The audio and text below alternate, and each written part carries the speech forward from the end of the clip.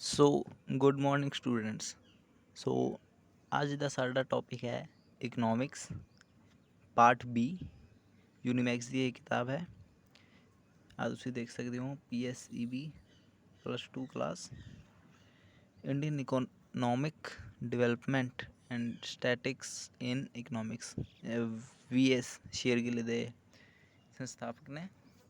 ਯੂਨੀਮੈਕਸ ਦੀ book ਹੈ। Part B ਅੱਜ ਅਸੀਂ ਸ਼ੁਰੂ ਕਰਾਂਗੇ। ਦੇਖ ਸਕਦੇ ਹੋ ਪਾਰਟ ਬੀ ਐਂਡ ਸੀ।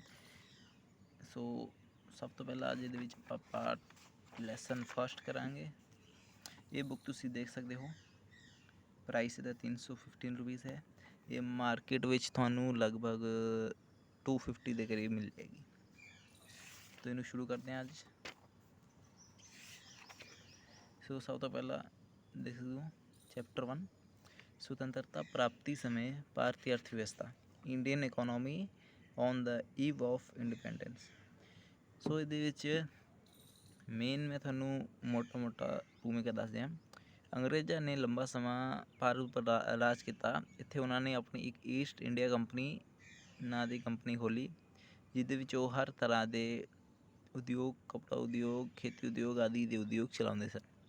ਅਤੇ ਅੰਗਰੇਜ਼ ਕੀ ਕਰਦੇ ਸਨ, ਇੱਕ ਤਾਂ ਉਹਨਾਂ ਨੇ ਸਾਡੇ ਭਾਰਤ 'ਤੇ ਰਾਜ ਕਰਨਾ ਸ਼ੁਰੂ ਕਰ ਦਿੱਤਾ, ਦੂਜਾ ਸਾਡੇ ਇਕਨੋਮੀ ਨੂੰ ਵੀ ਕੰਟਰੋਲ ਕਰਨਾ ਸ਼ੁਰੂ ਕਰ ਦਿੱਤਾ। ਅਤੇ ਜਿਸ ਤਰ੍ਹਾਂ ਸਾਡੇ ਖੇਤੀ ਤੋਂ ਆਪਣੇ ਭਾਰਤੀ ਕਿਸਾਨਾਂ ਤੋਂ ਖੇਤੀ ਕਰਵਾ ਕੇ ਅਤੇ ਜਿਹੜੀਆਂ ਫਸਲਾਂ ਉਹਨਾਂ ਨੂੰ ਆਪਣੇ ਈਸਟ ਇੰਡੀਆ ਕੰਪਨੀ ਵਿੱਚ ਕੱਚੇ ਮਾਲ ਦੇ ਤੌਰ 'ਤੇ ਚਾਹੀਦੀਆਂ ਸਨ, ਇਹਨਾਂ ਨੇ ਵੀ ਉਹੀ ਫਸਲਾਂ ਆਪਣੇ ਭਾਰਤੀ ਕਿਸਾਨਾਂ ਨੂੰ ਉਗਾਉਣੇ ਸ਼ੁਰੂ ਕਰਤੀਆਂ। ਅਤੇ ਭਾਰਤੀ ਕਿਸਾਨ ਵੀ ਮਜਬੂਰ ਸਨ ਇਹਨਾਂ ਫਸਲਾਂ ਨੂੰ ਉਗਾਉਣ ਵਾਸਤੇ, ਕਿਉਂਕਿ ਜਿਹੜਾ ਅੰਗਰੇਜ਼ਾਂ ਨੇ ਭਾਰਤੀ ਕਿਸਾਨਾਂ ਉੱਪਰ ਬਹੁਤ ਉੱਚਾ ਲਗਾਨ ਲਗਾ ਦਿੱਤਾ ਸੀ, ਮਤਲਬ ਬਹੁਤ ਜ਼ਿਆਦਾ ਉਹਨਾਂ 'ਤੇ ਟੈਕਸ ਲਾ ਦਿੱਤੇ ਸੀ। ਅਤੇ ਇਸ ਟੈਕਸ ਨੂੰ ਪੂਰਾ ਕਰਨ ਵਾਸਤੇ ਇੱਕ ਉਸ ਟਾਈਮ ਤਾਂ ਆਮ ਆਦਮੀ ਵਿਅਕਤੀ ਮਤਲਬ ਪਰ ਪਰਸਨ ਇਨਕਮ ਜੋ ਪਰ ਈਅਰ ਦੀ ਸੀ ਉਹ 230 ਰੁਪੀਸ ਦੀ ਸੀ। ਅਤੇ ਜਿਸ ਕਰਕੇ ਉਸ ਟਾਈਮ ਦਾ ਫਿਰ ਜੇਕਰ ਕਿਸਾਨ ਉਹ ਅੰਗਰੇਜ਼ਾਂ ਦਾ ਕਹਿਣਾ ਮੰਨ ਕੇ ਉਹਨਾਂ ਦੀ ਕਹੀ ਗਈ ਫਸਲ ਨਾ ਉਗਾਉਂਦਾ ਤਾਂ ਉਸ ਨੂੰ ਵੀ ਮਤਲਬ ਉਹਦੇ ਉੱਤੇ ਬਹੁਤ ਉੱਚਾ ਲਗਾਨ ਲਗਾਇਆ ਜਾ ਸਕਦਾ ਸੀ। ਇੱਕ ਤਾਂ ਲਗਾਨ ਲਗਾਏ ਸੀ, ਉਹਦਾ ਪੂਰਾ ਨਹੀਂ ਕਰ ਪਾਉਂਦਾ। ਅਤੇ ਫਿਰ ਉਹਨਾਂ ਨੇ ਕੀ ਕੀਤਾ, ਜਿਹੜਾ ਭਾਰਤੀ ਕਿਸਾਨ ਸੀ ਫਿਰ ਉਸਨੇ ਵੀ ਫਿਰ ਜੀਵਨ ਨਿਰਵਾਹ ਦੀ ਖੇਤੀ ਛੱਡ ਕੇ ਫਿਰ ਵਪਾਰੀਕਰਨ ਦੀ ਖੇਤੀ ਸ਼ੁਰੂ ਕਰਤੀ। ਮਤਲਬ ਕਿ ਅਜਿਹੀਆਂ ਫਸਲਾਂ ਉਗਾਈਆਂ ਜਿਹੜੀਆਂ ਕਿ ਮਤਲਬ ਬਾਜ਼ਾਰ ਵਿੱਚ ਉੱਚੇ ਮੁੱਲ 'ਤੇ ਵਿਕਣ ਅਤੇ ਜਿਸ ਨਾਲ ਉਸਨੂੰ ਕਿਸਾਨ ਨੂੰ ਫਾਇਦਾ ਹੋਵੇ। ਜੇ ਕਿਸਾਨ ਨੂੰ ਫਾਇਦਾ ਹੋਏਗਾ ਤਾਂ ਹੀ ਉਹ ਆਪਣਾ ਲਗਾਨ ਚੁਕਾ ਪਾਏਗਾ, ਅਤੇ ਜੇ ਲਗਾਨ ਚੁਕਾਏਗਾ ਤਾਂ ਹੀ ਉਹ ਮਤਲਬ ਆਪਣੇ ਜੀਵਨ ਵਿੱਚ ਥੋੜ੍ਹਾ ਮਤਲਬ ਮੰਨ ਲਓ ਖੁਸ਼ ਤਾਂ ਨਹੀਂ, ਬਟ ਆਪਣੇ ਜੀਵਨ ਵਿੱਚ ਮਤਲਬ ਇੱਕ ਤਰ੍ਹਾਂ ਦਾ ਕੁਛ ਟਾਈਮ ਦੀ ਸ਼ਾਂਤੀ ਉਹਨੂੰ ਪ੍ਰਾਪਤ ਹੁੰਦੀ ਸੀ। ਅਤੇ ਜੇਕਰ ਅੱਗੇ ਜਾਣਾਂਗੇ ਤਾਂ ਅਤੇ ਉਹਨਾਂ ਦਾ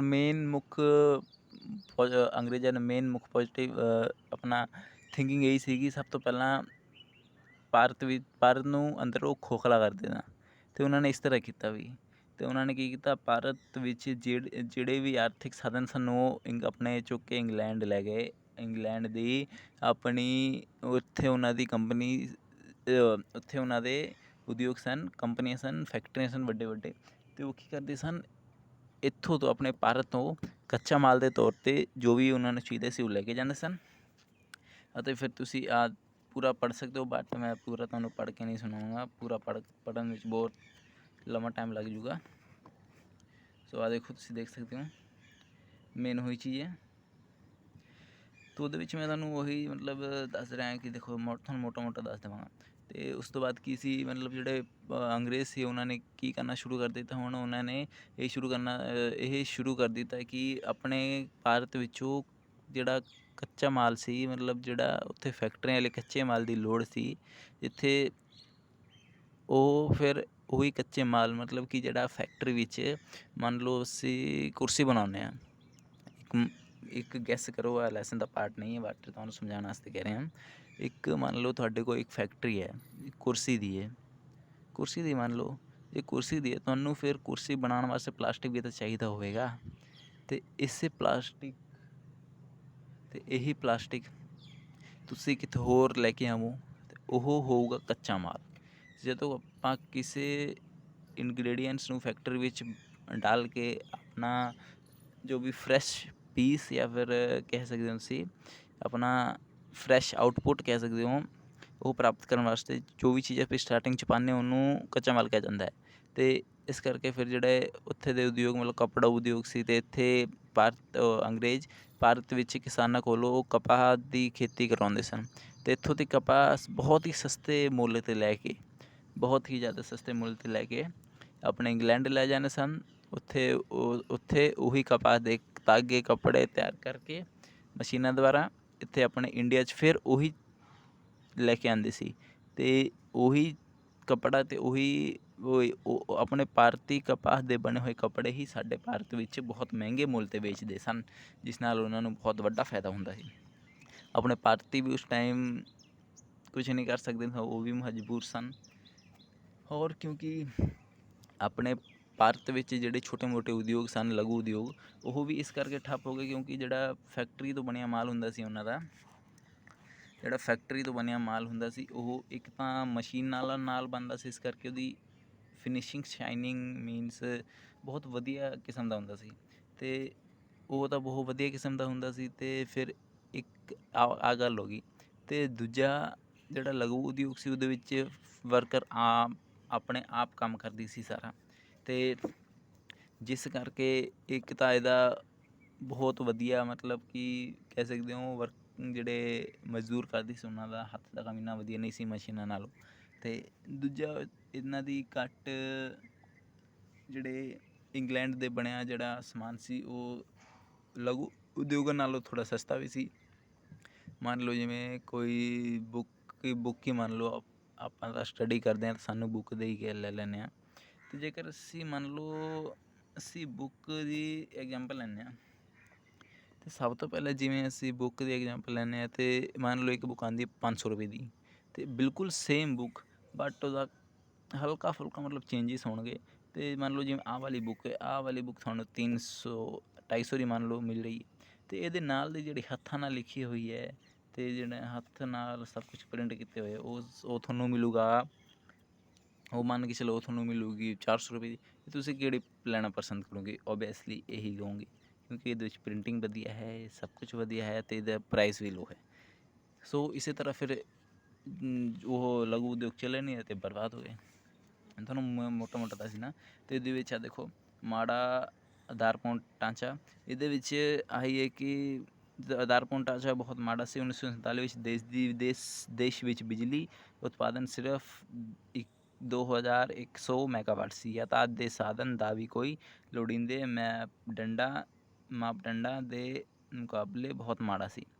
ਬਸ ਪੱਕੀਆਂ ਸੜਕਾਂ ਦੀ ਲੰਬਾਈ ਸਿਰਫ ਇੰਨੀ ਸੀ, ਲਾਈਨ ਦੀ ਲੰਬਾਈ ਇੰਨੀ ਸੀ, ਬਸ ਇਹਦੇ ਵਿੱਚ ਉਹੀ ਦੱਸਿਆ ਗਿਆ ਕਿ ਆਪਣਾ ਮਤਲਬ ਉਸ ਟਾਈਮ ਅਰਥ ਵਿਵਸਥਾ ਦੇ ਜਿਹੜੇ ਟ੍ਰਾਂਜੈਕਸ਼ਨ ਸੀ ਉਹਨਾਂ 'ਤੇ ਕੀ ਪ੍ਰਭਾਵ ਪੈਂਦੀ ਸੀ। ਅਤੇ ਤਾਲਿਕਾ ਹੈ ਇਹ, ਤੁਸੀਂ ਜੇ ਆਮਦਨ ਪ੍ਰਤੀ ਵਿਅਕਤੀ ਆਮਦਨ ਦੇਖ ਸਕਦੇ ਹੋ ਕਿ 1896 ਤੋਂ 1904 ਦੇ ਵਿੱਚ 1% ਵਧੀ ਸੀ, ਸਿਰਫ 1%। ਅਤੇ ਇਸੇ ਤਰ੍ਹਾਂ ਤੁਸੀਂ ਇਹਨੂੰ ਦੇਖ ਸਕਦੇ ਹੋ। ਅਤੇ ਹੁਣ ਆਪਾਂ ਇਹਦੇ ਤੁਸੀਂ ਮੋਟਾ ਤਾਂ ਸਮਝ ਗਏ ਹੋਗੇ ਇਹਦੇ ਵਿੱਚ ਕੀ ਰੂਲ ਆ। ਅਤੇ ਹੁਣ ਆਪਾਂ ਇਹਦੇ ਕੁਐਸਚਨ ਤੁਸੀਂ ਇੱਕ ਵਾਰ ਦੇਖ ਲਿਓ, ਕੁਐਸਚਨ ਇਹਦੇ ਪਿੱਛੇ ਮਿਲਣਗੇ ਤੁਹਾਨੂੰ, ਪਿੱਛੇ ਆ ਦੇਖ ਸਕਦੇ ਹੋ ਕੁਐਸਚਨ ਇੱਥੇ ਪਿੱਛੇ ਹੁੰਦੇ ਇਹਦੇ ਹਮੇਸ਼ਾ। ਕੁਐਸਚਨ ਇਹਦੇ ਸ਼ੁਰੂ ਹੁੰਦੇ ਆ ਕਿੰਨੇ ਪੇਜ ਨੰਬਰ ਤੋਂ?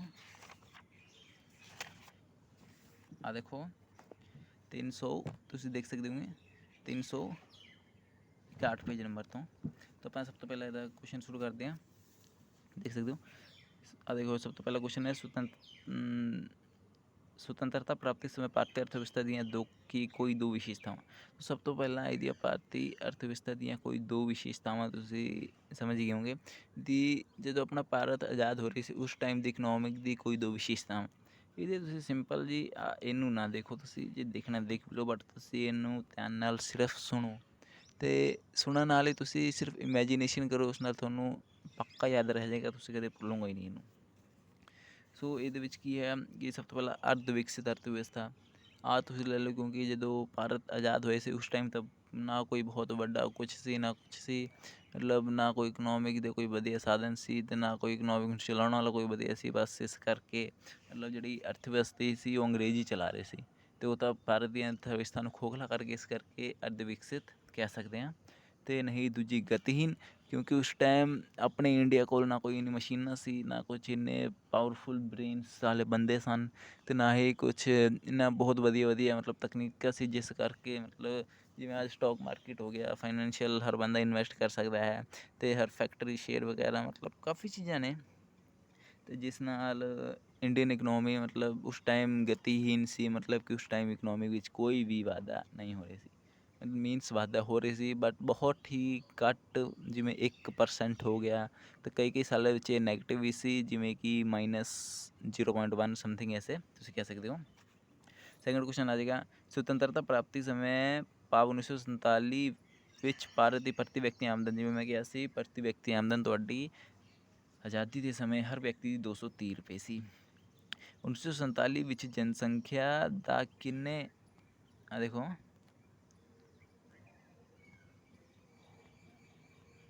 ਤੁਹਾਨੂੰ ਸ਼ਾਇਦ ਹੁਣ ਬੈਟਰ ਦਿਖ ਰਿਹਾ ਹੋਵੇਗਾ ਪਹਿਲਾਂ ਨਾਲੋਂ, ਨਹੀਂ ਹੁਣ ਠੀਕ ਹੈ।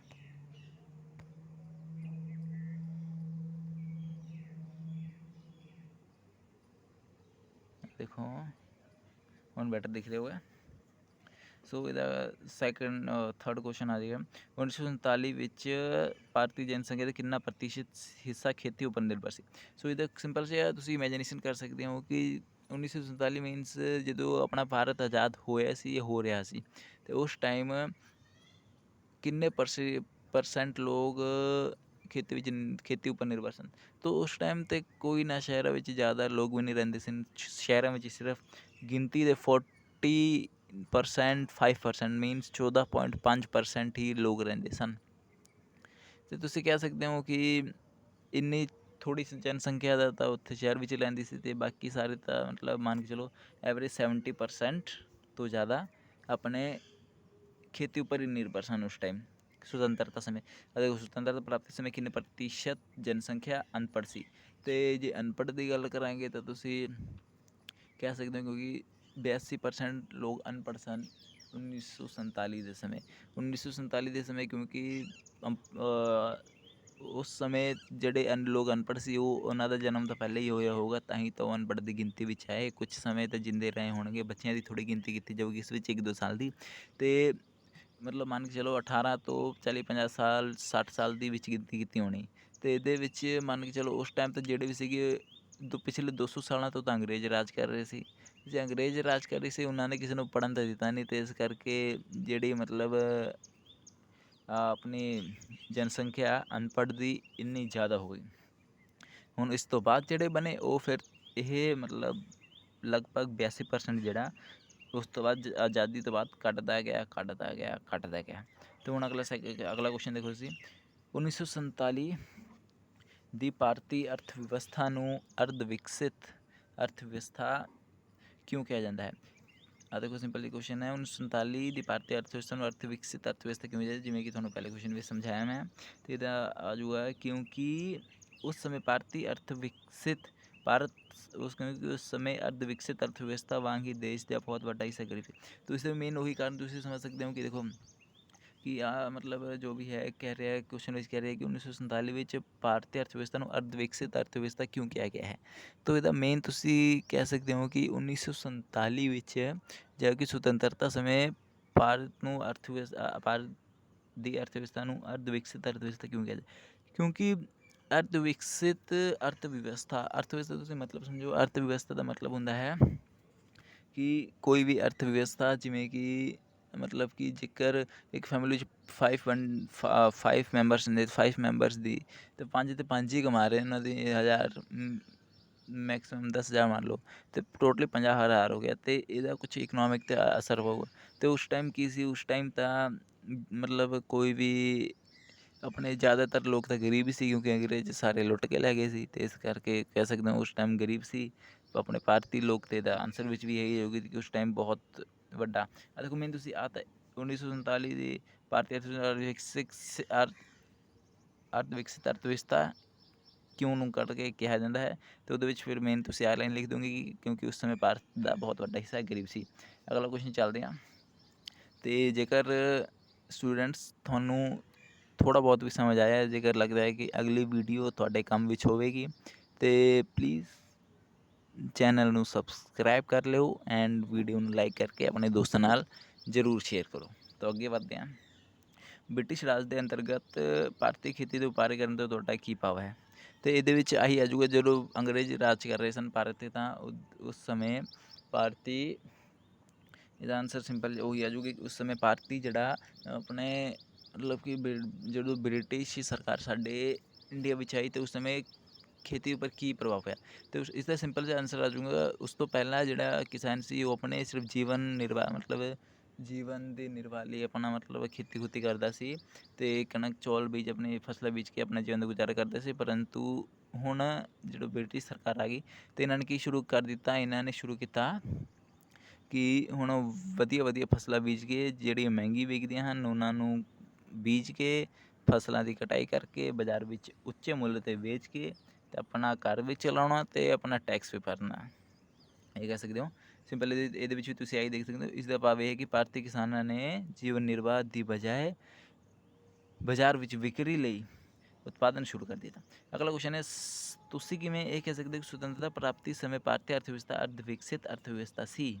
ਅਤੇ ਲੋਕਾਂ ਦੇ ਇਹਦਾ ਆਨਸਰ ਹੈ ਕਿਉਂਕਿ ਲੋਕਾਂ ਦੇ ਰਹਿਣ ਸਹਿਣ ਦੇ ਪੱਧਰ ਬਹੁਤ ਨੀਵਾਂ ਸੀ, ਕਿਉਂਕਿ ਸੁਤੰਤਰਤਾ ਪ੍ਰਾਪਤੀ ਸਮੇਂ ਦੀ ਗੱਲ ਕਰ ਰਹੇ ਹਾਂ ਤਾਂ ਉਸ ਟਾਈਮ ਤਾਂ ਮਤਲਬ ਜੇ ਪ੍ਰਾਪਤ ਹੋ ਵੀ ਗਈ ਸੀ ਸੁਤੰਤਰਤਾ, ਤਾਂ ਅੰਗਰੇਜ਼ ਰੀਸੈਂਟਲੀ ਤਾਜ਼ਾ ਗਏ ਸੀ ਭਾਰਤ ਵਿੱਚ, ਅਤੇ ਨਾ ਹੀ ਲੋਕਾਂ ਕੋਲ ਰਹਿਣ ਨੂੰ ਘਰ ਹੋਣੇ ਸੀ, ਅਤੇ ਨਾ ਹੀ ਉਹਨਾਂ ਕੋਲ ਪੈਸਾ ਪੂਸਾ ਹੋਣਾ ਸੀ, ਤਾਂ ਨਾ ਹੀ ਉਹਨਾਂ ਨੂੰ ਪੜ੍ਹਨ ਲਿਖਣ ਦਾ ਕੋਈ ਅਧਿਕਾਰ ਸੀ, ਨਾ ਹੀ ਉਹਨਾਂ ਨੂੰ ਮਤਲਬ ਕਿ ਕੋਈ ਸਕੂਲ ਵਗੈਰਾ ਜਾਣ ਵੀ ਦਿੱਤਾ ਜਾਂਦਾ ਸੀ। ਇਸ ਕਰਕੇ ਕਹਿ ਸਕਦੇ ਹੋ ਕਿ ਆਨਸਰ ਵਿੱਚ ਵੀ ਇਹੀ ਹੈ। ਲੋਕਾਂ ਦੇ ਰਹਿਣ ਸਹਿਣ ਦਾ ਪੱਧਰ ਬਹੁਤ ਨੀਵਾਂ ਸੀ, ਅਨਪੜ੍ਹ ਅਤੇ ਗਰੀਬ ਸਨ, ਅਤੇ ਸੁਤੰਤਰਤਾ ਪ੍ਰਾਪਤੀ ਸਮੇਂ ਅਰਥ ਵਿਵਸਥਾ ਗਤੀਹੀਨ ਅਰਥ ਵਿਵਸਥਾ ਸੀ। ਸੋ ਬਲੈਂਕਸ ਤੁਸੀਂ ਆਪਣੇ ਆਪ ਕਰ ਲਓਗੇ, ਇਹ ਮੈਨੂੰ ਕਰਾਉਣ ਦੀ ਲੋੜ ਨਹੀਂ ਹੈ। ਅੱਗੇ ਫਿਰ ਆ ਦੇਖੋ ਆਪਣੇ ਕੋਲ ਆਗੇ 2 ਮਾਰਕਸ ਦੇ ਕੁਐਸਚਨ। ਸੋ ਬੱਚਿਓ ਸਟੂਡੈਂਟਸ ਥੋੜ੍ਹੇ ਜਿਹੇ ਕੁਐਸਚਨ ਆ, ਇਹਨੂੰ ਵੀ ਕੰਪਲੀਟ ਕਰ ਲੈਣੇ ਛੇਤੀ ਛੇਤੀ। ਆ ਦੇਖੋ ਜਿਵੇਂ ਕਿ 2 ਮਾਰਕਸ ਵਾਲੇ ਕੁਐਸਚਨ ਹੈ। ਸੋ ਫਸਟ ਕੁਐਸਚਨ ਇਸ ਧਨ ਦਾ ਨਿਕਾਸ ਸਿਧਾਂਤ ਬਾਰੇ ਤੁਸੀਂ ਕੀ ਜਾਣਦੇ ਹੋ? ਤਾਂ ਇਹਦੇ ਵਿੱਚ ਤੁਸੀਂ ਮੋਟਾ ਮੋਟਾ ਯਾਦ ਰੱਖ ਲਿਓ, ਧਨ ਦਾ ਨਿਕਾਸ ਮੀਨਸ ਇੱਕ ਆਪਣੇ ਭਾਈ ਸੀਗੇ ਦਾਦਾ ਭਾਈ ਨਿਰੋਜੀ, ਇਹਦਾ ਨਾਮ ਦਾਦਾ ਭਾਈ ਤਾਂ ਯਾਦ ਰੱਖੋ, ਨਿਰੋਜੀ ਯਾਦ ਕਰ ਲਓ, ਨੀਰੋਜੀ। ਅਤੇ ਇਹਦੇ ਵਿੱਚ ਸਿੰਪਲ ਜਿਹਾ ਬਸ ਇਹੀ ਦੱਸਿਆ ਗਿਆ ਹੈ। ਆ ਦੇਖੋ ਤੁਸੀਂ ਇੱਥੇ ਵੀ ਦੇਖ ਸਕਦੇ ਹੋ, ਇੱਥੇ ਵੀ ਕੁਐਸਚਨ ਹੋਏਗਾ ਫਸਟ ਚੈਪਟਰ 'ਤੇ।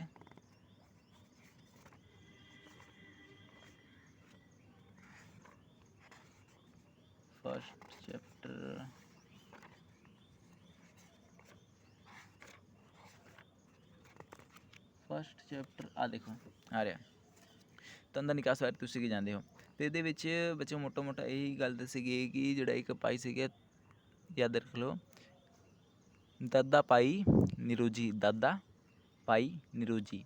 ਅਤੇ ਇਸ ਨਾਂ ਦਾ ਵਿਅਕਤੀ ਸੀ, ਉਹ ਮਤਲਬ ਉਸਨੇ ਇਸ ਦੀ ਧਨ ਦੇ ਆਰਥਿਕ ਨਿਕਾਸ ਦੀ ਮਤਲਬ ਡੈਫੀਨੇਸ਼ਨ ਦਿੱਤੀ ਸੀ, ਅਤੇ ਇਹਦਾ ਅਰਥ ਉਹਨਾਂ ਨੇ ਇਹ ਦੱਸਿਆ ਸੀ ਕਿ ਕਿਵੇਂ ਅੰਗਰੇਜ਼ ਭਾਰਤ ਵਿੱਚੋਂ ਆਰਥਿਕ ਸਮਾਨ ਨੂੰ ਲੈ ਕੇ ਮਤਲਬ ਆਪਣੇ ਮਤਲਬ ਪੈਸਾ ਜਿਹਦੇ ਨਾਲ ਸਾਨੂੰ ਆ ਸਕਦੇ ਸੀ, ਉਹ ਕਿਵੇਂ ਉਹ ਸਾਧਨ ਲੈ ਗਏ, ਅਤੇ ਕਿਸ ਅੰਗਰੇਜ਼ਾਂ ਦੇ ਲੁੱਟਣ ਨਾਲ ਕਿਵੇਂ ਸਾਡਾ ਭਾਰਤ ਗਰੀਬ ਹੋ ਗਿਆ। ਅਤੇ ਇਸ ਦਾ ਉਹਨਾਂ ਨੇ ਮੇਨ ਕਾਰਨ, ਭਾਰਤ ਦੇ ਗਰੀਬ ਹੋਣ ਦਾ ਮੇਨ ਕਾਰਨ ਉਹਨਾਂ ਨੇ ਇਹੀ ਦੱਸਿਆ ਹੈ ਕਿ ਜਿਹੜਾ ਅੰਗਰੇਜ਼ਾਂ ਦਾ ਭਾਰਤ ਵਿੱਚੋਂ ਧਨ ਦੀ ਨਿਕਾਸੀ ਨੂੰ ਉਹ ਭਾਰਤ ਦੇ ਗਰੀਬ ਹੋਣ ਦਾ ਮੁੱਖ ਕਾਰਨ ਮੰਨਦੇ ਹਨ। ਇਹ ਸਿੰਪਲ ਜੀ 2 ਲਾਈਨ ਵਿੱਚ ਆਨਸਰ ਆ ਜਾਊਗਾ। ਸੋ ਅੱਗੇ ਦੇਖੋ ਸੈਕੰਡ ਕੁਐਸਚਨ ਦੇਖ ਸਕਦੇ, ਸੁਤੰਤਰਤਾ ਪ੍ਰਾਪਤੀ ਸਮੇਂ ਭਾਰਤੀ ਅਰਥ ਵਿਵਸਥਾ ਖੇਤੀ ਪ੍ਰਧਾਨ ਅਰਥ ਵਿਵਸਥਾ ਸੀ ਕਿਵੇਂ? ਤਾਂ ਇਹਦਾ ਸਿੰਪਲ ਜਿਹਾ ਆਨਸਰ ਹੈ ਕਿ ਸੁਤੰਤਰਤਾ ਪ੍ਰਾਪਤੀ ਸਮੇਂ ਮਤਲਬ ਆਜ਼ਾਦੀ ਦੇ ਟਾਈਮ ਅਤੇ ਭਾਰਤੀ ਅਰਥ ਵਿਵਸਥਾ ਖੇਤੀ ਪ੍ਰਧਾਨ ਅਰਥ ਵਿਵਸਥਾ ਸੀ, ਮਤਲਬ ਕਿ ਖੇਤੀ ਪ੍ਰਧਾਨ ਭਾਰਤ ਉਸ ਟਾਈਮ ਵਿੱਚ ਖੇਤੀ ਕੀਤੀ ਜਾਂਦੀ ਸੀ, ਸਿਰਫ ਬਹੁਤ ਜ਼ਿਆਦਾ ਪਰਸੈਂਟ ਖੇਤੀ, ਬਾਕੀ ਹੋਰ ਕੰਮ ਬਹੁਤ ਹੀ ਘੱਟ ਸਨ। ਅਤੇ ਇਸਦਾ ਇਹ ਮੇਨ ਕਿਉਂਕਿ ਬਹੁਤ ਜ਼ਿਆਦਾ ਲੋਕ ਅਨਪੜ੍ਹ ਸਨ, ਉਹਨਾਂ ਕੋਲ ਪੈਸਾ ਵੀ ਨਹੀਂ ਸੀ ਕਿ ਉਹ ਕੁਝ ਆਪਣਾ ਉਦਯੋਗ ਕਰ ਸਕਣ, ਅਤੇ ਉਹ ਵਿੱਚ ਸਿੰਪਲ ਜਿਹਾ ਆਪਣੇ ਪਿੰਡ ਵਿੱਚ ਖੇਤੀ ਲੈ ਕੇ ਆਪਣੀ ਖੇਤੀ ਕਰਿਆ ਕਰਦੇ ਸਨ। ਅਤੇ ਦੇਸ਼ ਦਾ ਬਹੁਤ ਵੱਡਾ ਹਿੱਸਾ, ਦੇਸ਼ ਦਾ 70% ਤੋਂ ਜ਼ਿਆਦਾ ਹਿੱਸਾ ਖੇਤੀ ਉੱਪਰ ਨਿਰਭਰ ਸੀ, ਅਤੇ ਤੇ ਆਪਣੀ ਭਾਰਤ ਵਿੱਚ ਰਾਸ਼ਟਰੀ ਆਮਦਨ ਦਾ 50% ਮਤਲਬ 50% ਅੱਧੇ ਤੋਂ ਵੱਧ ਖੇਤੀ ਵਿੱਚੋਂ ਹੀ ਪ੍ਰਾਪਤ ਹੁੰਦਾ ਸੀ। ਸੋ ਇਹਦਾ ਹੀ ਆਨਸਰ ਆ ਜਾਊਗਾ। ਫਿਰ ਅਗਲਾ ਕੁਐਸਚਨ ਆ ਜਾਊਗਾ 1947 ਵਿੱਚ ਭਾਰਤੀ ਅਰਥ ਵਿਵਸਥਾ ਇੱਕ ਪੇਂਡੂ ਅਰਥ ਵਿਵਸਥਾ ਸੀ, ਟਿੱਪਣੀ ਕਰੋ। ਅਤੇ ਇਹਦਾ 1947 ਵਿੱਚ ਭਾਰਤੀ ਅਰਥ ਵਿਵਸਥਾ ਇੱਕ ਪੇਂਡੂ ਅਰਥ ਵਿਵਸਥਾ ਇਸ ਕਰਕੇ ਸੀ ਕਿਉਂਕਿ 1947 ਵਿੱਚ ਤਾਜ਼ਾ ਭਾਰਤ ਆਜ਼ਾਦ ਹੋਏ ਸੀ। ਉਸ ਟਾਈਮ ਆਪਣੇ ਨਾ ਇੰਡੀਅਨ ਕੋਲ ਆਪਣੇ ਜਿਹੜੇ ਲੋਕ ਸੀ, ਸਿਟੀਜ਼ਨ ਸੀ, ਇਹਨਾਂ ਕੋਲ ਪੈਸੇ ਸੀ, ਨਾ ਉਹ ਪੜ੍ਹੇ ਲਿਖੇ ਸਨ ਕਿ ਆਪਣਾ ਕੁਛ ਕਰ ਸਕਣ। ਅਤੇ ਇਸ ਕਰਕੇ ਇੱਕ ਤਾਂ ਉਹ ਇਹਦੇ ਵਿੱਚ ਪੇਂਡੂ ਅਰਥ ਵਿਵਸਥਾ ਵਿੱਚ ਨਾਲ ਜੁੜੇ ਰਹੇ ਅਤੇ ਨਾਲ ਪਿੰਡ ਵਿੱਚ ਰਹਿ ਕੇ ਉਹ ਆਪਣੀ ਖੇਤੀ ਕਰਦੇ ਸਨ। ਅਤੇ ਜਿਸ ਤਰ੍ਹਾਂ ਤੁਹਾਨੂੰ ਪਤਾ ਹੀ ਹੈ ਕਿ ਦੇਸ਼ ਦੀ 50% ਤੋਂ ਵੱਧ ਇਨਕਮ ਖੇਤੀ ਵਿੱਚੋਂ ਆਉਂਦੀ ਹੈ। ਅਤੇ ਇਸ ਤਰ੍ਹਾਂ ਇਹ ਕੁਐਸਚਨ ਦਾ ਐਂਡ ਹੋ ਜਾਊਗਾ। ਅਗਲਾ ਕੁਐਸਚਨ ਦੇਖਾਂਗੇ 1947 ਵਿੱਚ ਭਾਰਤੀ ਅਰਥ ਵਿਵਸਥਾ ਗਤੀਹੀਨ ਅਰਥ ਵਿਵਸਥਾ, ਕਿਉਂਕਿ ਉਹ 1947 ਵਿੱਚ ਭਾਰਤੀ ਅਰਥ ਵਿਵਸਥਾ ਗਤੀਹੀਨ ਅਰਥ ਵਿਵਸਥਾ ਸੀ ਕਿਉਂਕਿ ਉਸ ਸਮੇਂ ਕਈ ਉਦਯੋਗਾਂ ਦੀ ਵਿਕਾਸ ਦਰ ਅਤੇ ਆਰਥਿਕ ਵਿਕਾਸ ਦਰ ਬਹੁਤ ਘੱਟ, ਜਿਵੇਂ ਕਿ 1-2% ਹੀ ਸੀ। ਅਤੇ ਕਈ ਸਾਲਾਂ ਵਿੱਚ ਤਾਂ ਇਹ ਬਹੁਤ ਹੀ ਜ਼ਿਆਦਾ ਰਿਣਾਤਮਕ ਸੀ, ਮਤਲਬ ਕਿ ਜਿਵੇਂ ਕਿ ਤੁਸੀਂ ਇੱਥੇ ਦੇਖ ਸਕਦੇ ਹੋ ਇਹ ਰਿਣਾਤਮਕ ਵੀ ਸੀ, ਮਤਲਬ ਕਿ ਇਹ ਕਈ ਸਾਲਾਂ ਵਿੱਚ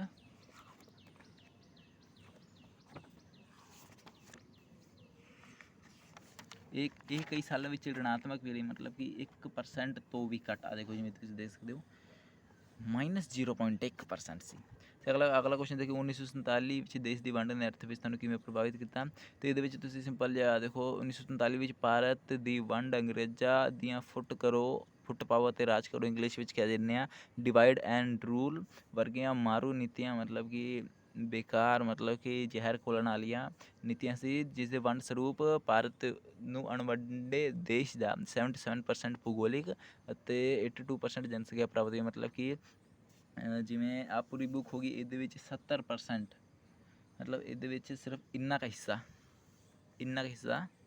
ਆ ਦੇਖੋ, ਇੰਨਾ ਕੁ ਹਿੱਸਾ ਮੈਂ ਆਪਣੇ ਕਿਸੇ ਬੰਦੇ ਨੂੰ, ਆਪਣੇ ਦੋਸਤ ਨੂੰ ਦੇ ਦੇ ਕਿ ਲੈ ਬਈ ਆਹ ਕੁਐਸਚਨ ਤੂੰ ਪੜ੍ਹ ਲਾ ਜਾ ਕੇ, ਅਤੇ ਇੱਕ ਇੰਨਾ ਜਿਹਾ ਉਹਨੂੰ ਪੇਪਰ ਦੇ ਦੇਵਾਂ ਅਤੇ ਉਹਦੇ ਵਿੱਚ ਕਹਾਵਾਂ ਕਿ ਤੂੰ ਬਈ ਇੰਨੇ ਪੂਰੇ ਪੇਪਰ ਦਾ ਇਹਦੇ ਵਿੱਚ ਲਿਖ, ਅਤੇ ਮਤਲਬ ਉਹੀ ਜਗ੍ਹਾ ਘੱਟ ਹੋਊਗੀ ਅਤੇ ਮਤਲਬ ਜਿਹੜਾ ਕੰਮ ਕਰਨਾ ਉੱਤੇ ਰਹਿਣ ਵਾਲੇ ਲੋਕ ਉਹ ਬਹੁਤ ਜ਼ਿਆਦਾ ਸਨ, ਇਸ ਕਰਕੇ ਇਹ ਹੋਊਗਾ। ਅਤੇ ਆ ਤੁਸੀਂ ਕਹਿ ਸਕਦੇ ਹੋ, ਅਤੇ ਸਿੰਪਲ ਜਿਹੜਾ ਮੈਂ ਦੱਸਿਆ ਉਹੀ ਹੈ। ਅਤੇ ਜਿਸ ਨਾਲ ਮਤਲਬ ਕਿ ਜਗ੍ਹਾ ਘੱਟ ਸੀ, ਲੋਕ ਬਹੁਤ ਜ਼ਿਆਦਾ ਸਨ, ਜਿਸ ਕਰਕੇ ਦੇਸ਼ 'ਤੇ ਹਾਨੀਕਾਰਕ ਪ੍ਰਭਾਵ ਵੀ ਪਏ। ਸੁਤੰਤਰਤਾ ਪ੍ਰਾਪਤੀ ਸਮੇਂ ਅੰਕੜੇ ਪ੍ਰਸਤੁਤ ਕਰੋ, ਅਤੇ ਇਹਦੇ ਵਿੱਚ ਅੰਕੜੇ ਤੁਸੀਂ ਆਪਣੇ ਆਪ ਯਾਦ ਕਰ ਲਿਓ 1 ਲੱਖ ਹੈਕਟੇਅਰ।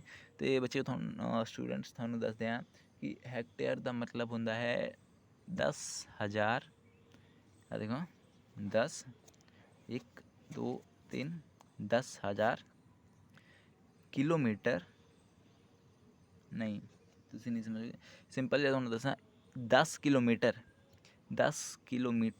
ਵਰਗ ਸਕੁਏਅਰ, 10 ਕਿਲੋਮੀਟਰ ਵਰਗ ਸਕੁਏਅਰ, मैं गलत बोल रहा हूँ। देखो 10 किलोमीटर स्क्वायर, 10 किलोमीटर स्क्वायर में जो फैला होता है उसे कहते हैं 1 हेक्टेयर। मतलब 1 हेक्टेयर इतना बड़ा होता है कि देखो 10, देखो एक डिब्बा जो बना लेंगे आप, आहा 10 किलोमीटर, आहा 10 किलोमीटर, आहा 10 किलोमीटर, आहा 10 किलोमीटर, तो यही हो गया 1 हेक्टेयर। समझे इन्ना बड़ा होंगे 1 हेक्टेयर। तो 1,30 ਲੱਖ ਹੈਕਟੇਅਰ ਰਕਬਾ, ਸਮਝ ਸਕਦੇ ਹੋ ਆਪਣਾ ਭਾਰਤ ਕਿੰਨਾ ਵੱਡਾ ਹੈ। ਅਤੇ ਉਸ ਨਾਲ ਹੀ ਤੁਸੀਂ ਯਾਦ, ਤੁਹਾਨੂੰ ਮੋਟਾ ਜਿਹਾ ਦੱਸਦਾ, ਬਾਕੀ ਤੁਸੀਂ ਯਾਦ ਕਰ ਲਓ। ਅਤੇ ਸੁਤੰਤਰਤਾ ਪ੍ਰਾਪਤੀ ਸਮੇਂ, ਹੁਣ ਸਾਡੀ ਵੀਡੀਓ ਵੀ ਲੰਬੀ ਹੋ ਰਹੀ ਹੈ, ਕੀ ਪਤਾ ਤੁਸੀਂ ਵਿੱਚੋਂ ਹੀ ਐਂਡ ਕਰਕੇ ਚੱਲ ਜਾਓ। ਅਤੇ ਸੁਤੰਤਰਤਾ ਪ੍ਰਾਪਤੀ ਸਮੇਂ ਤਾਂ ਦੇਖੋ ਤੁਸੀਂ ਅਗਲੇ 1947 ਵਿੱਚ ਭਾਰਤੀ ਉਦਯੋਗਾਂ ਦਾ ਪਿਛੜੀ ਹੋਈ ਅਰਥ ਵਿਵਸਥਾ ਕਿਵੇਂ, ਕਿਉਂਕਿ ਉਸ ਟਾਈਮ ਉਦਯੋਗਿਕ ਪਿਛੜਾਪਨ ਇਸ ਕਰਕੇ ਸੀ ਕਿਉਂਕਿ ਸੁਤੰਤਰਤਾ ਪ੍ਰਾਪਤੀ ਸਮੇਂ ਉਦਯੋਗਿਕ ਦਾ ਪਿਛੜਾਪਨ ਪਾਇਆ ਜਾਂਦਾ ਸੀ ਭਾਰਤ ਵਿੱਚ। ਜਿਵੇਂ ਕਿ ਤੁਹਾਨੂੰ ਪਹਿਲੇ ਵੀ ਦੱਸ ਚੁੱਕਿਆ ਮੈਂ, ਭਾਰਤ ਵਿੱਚ ਕੱਪੜਾ, ਸਣ, ਖੰਡ ਆਦਿ ਵਰਗ ਉਦਯੋਗਾਂ ਦੇ ਮੌਜੂਦ ਤਾਂ ਸਨ, ਪਰੰਤੂ ਇਹਨਾਂ ਦਾ ਉਤਪਾਦਨ ਦੀ ਲੋੜ ਤੋਂ ਅਨੁਸਾਰ ਬਹੁਤ ਹੀ ਘੱਟ ਸੀ, ਕਿਉਂਕਿ ਤੁਹਾਨੂੰ ਦੱਸਿਆ ਭਾਰਤ ਵਿੱਚ ਕੋਈ ਵੱਡੀ ਮਸ਼ੀਨਾਂ ਨਹੀਂ ਸੀ, ਇੱਥੇ ਲੋਕ ਹੱਥ ਨਾਲ ਹੀ ਕੰਮ ਕਰਦੇ ਸਨ। ਦੇਸ਼ ਵਿੱਚ ਮੂਲ ਉਦਯੋਗ ਜਿਵੇਂ ਕਿ ਲੋਹਾ, ਸੀਮੈਂਟ, ਇਹਨਾਂ ਦੀ ਬਹੁਤ ਕਮੀ ਸੀ, ਕਿਉਂਕਿ ਉਸ ਟਾਈਮ ਮਸ਼ੀਨਾਂ ਤਾਂ ਸੀ ਨਹੀਂ, ਲੋਕ ਹੀ ਕੰਮ ਕਰਦੇ ਸਨ, ਲੋਕ ਕਿੰਨਾ ਕੰਮ ਕਰਨਗੇ। ਸੋ ਸਟੂਡੈਂਟਸ ਆਪਾਂ ਦੇਖੋ 4 ਕੁਐਸਚਨ, 4 ਨੰਬਰ ਵਾਲੇ ਕੁਐਸਚਨ ਵੀ ਕਰਾਂਗੇ, ਬਟ ਵੀਡੀਓ ਲੰਬੀ ਹੋ ਗਈ ਹੈ। ਇਹਦਾ ਮੈਂ ਸੈਕਿੰਡ ਪਾਰਟ ਵਿੱਚ, ਜੇਕਰ ਤੁਸੀਂ ਇੱਛੁਕ ਹੋਵਾਂ ਤਾਂ ਸੈਕਿੰਡ ਪਾਰਟ ਵੀ ਲਿਆਉਂਗਾ ਇਹਦਾ ਜਲਦ, ਅਤੇ ਤੁਸੀਂ ਸੈਕਿੰਡ ਪਾਰਟ ਇਸ ਜਗ੍ਹਾ 'ਤੇ ਦੇਖ ਸਕਦੇ ਹੋ। ਇਹਨੂੰ ਸਬਸਕ੍ਰਾਈਬ ਕਰਿਓ, ਇੱਥੇ ਮੇਰੇ ਚੈਨਲ ਦਾ ਲਿੰਕ ਆਪਣਾ ਆਪਣੇ ਚੈਨਲ ਦਾ ਹੋਵੇ ਆਈਕਨ, ਇਹਨੂੰ ਪ੍ਰੈਸ ਕਰਕੇ ਸਬਸਕ੍ਰਾਈਬ ਕਰ ਦਿਓ, ਆਪਣੇ ਦੋਸਤਾਂ ਨਾਲ ਸ਼ੇਅਰ ਕਰਿਓ, ਅਤੇ ਇੱਥੇ ਸੈਕਿੰਡ ਵੀਡੀਓ ਦਾ ਲਿੰਕ ਹੈ ਜਿੱਥੇ ਤੁਸੀਂ ਆਪਣਾ ਇਹਦਾ ਅਗਲੇ ਪਾਰਟ ਨੂੰ ਦੇਖ ਸਕਦੇ ਹੋ। Thank you very much.